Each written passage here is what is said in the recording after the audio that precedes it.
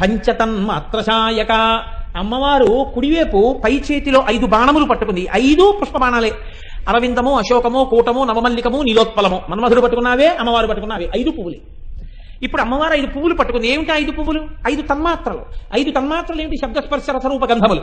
ఇలా నేను ఏదో పెద్ద శబ్దస్పర్శ రసరూప గంధములు అనేటప్పుడు బాబోయ్ ఇవన్నీ ఏమిటో అనుకోకండి. ఇవన్నీ ఏమిటో తెలుసా అంటే 5 ఇంద్రియములు ఉంటాయి మనకి, జ్ఞానేంద్రియములు. కన్ను, ముక్కు, చెవి, నాలుక, చర్మము. ఈ 5 ఉంటే ఏం కాదు. ఈ 5ంటితో 5 తన్మాత్రలు ఉంటాయి. ఇవి బ్రహ్మాండ పిండాండ అనుసంధానం చేస్తుంటాయి. చాలా తేలికండి, మీరు ఇట్టే పట్టేసుకుంటారు. నువ్వు చెప్పడం ఎందుకంటే మాకు తెలిసి ఇవన్నీ అంటారు. అసలు శబ్ద అదొక తన్మాత్ర. శబ్దము ఏది గ్రహిస్తుంది? కాళ్ళు చేతులు గ్రహించవు, చెవి గ్రహిస్తుంది. శబ్దము చెవి పట్టుకుంటుంది. శబ్దము చెవి పట్టుకుంటుంది. చెవికి సంబంధించినటువంటి శబ్దమన్న తన్మాత్ర వాయువుకి సంబంధించింది. బ్రహ్మాండంలో వాయువులో ఈ శబ్దం తిరుగుతుంది. ఇప్పుడు నేను చెప్పినటువంటి శబ్దం మీరు ఇలా క్యాచ్లు పట్టక్కర్లేదు, వాయువులో వచ్చేస్తుంది అంతే.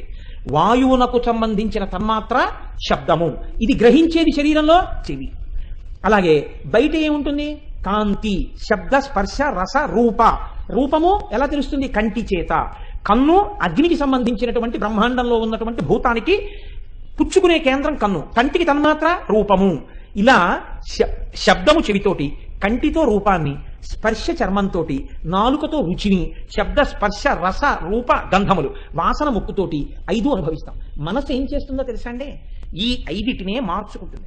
అంతే అది చేసే పని. ఈ మార్చి బాగా తెల్లవారే లోపల ఏనుగుల మంద వచ్చి ఈ పద్మాన్ని పట్టుకుని పైకి లాగేసి విసిరి అవతల పారేస్తాయి, లేకపోతే కాళ్ళ కింద పెట్టి తొక్కేస్తాయి. లోపల ఉన్నటువంటి తుమ్మిద కూడా నశించిపోతుంది. వాసనకి తుమ్మిద పోయింది. ఒక్కొక్క ఇంద్రియానికి లౌల్యం ఉంటే ఒక్కొక్క జాతి పోతోంది. 5 ఇంద్రియములకు లౌల్యముతో నువ్వేం పొందుతావు? నీకు 5 ఇంద్రియాలకి లౌల్యమే ఉంది. నీకు 5 ఇంద్రియాలని వాడడం రాలా.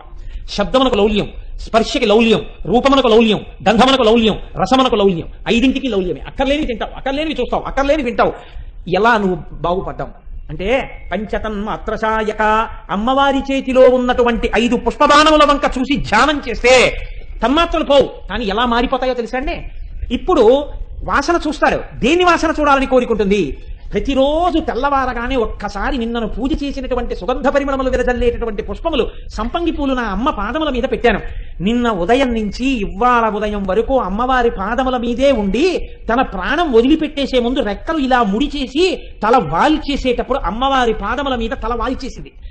ఈ పువ్వు జీవితంలో ధన్యత పొందిందని ఇలా తీసి కళ్ళకద్దుకుని వాసన చూస్తే నలిగిపోయి వాడిపోవడంలో కూడా సుగంధ పరిమళములు వస్తుంటే అమ్మ పాదముల మీద లత్తుగా అంటుకుని జన్మ ధన్యమైపోయిన పువ్వు అని నువ్వు తల మీద పెట్టుకుని ఎప్పుడెప్పుడు అమ్మ పాదముల మీద అర్చన చేయబడిన నిర్మాల్యాన్ని వాసన చూద్దావా అని నీకు తాపత్రయం వస్తే ఎప్పుడెప్పుడు ఘంటానాదం చేస్తూ సాంబ్రాణి వేసి ఇంట్లో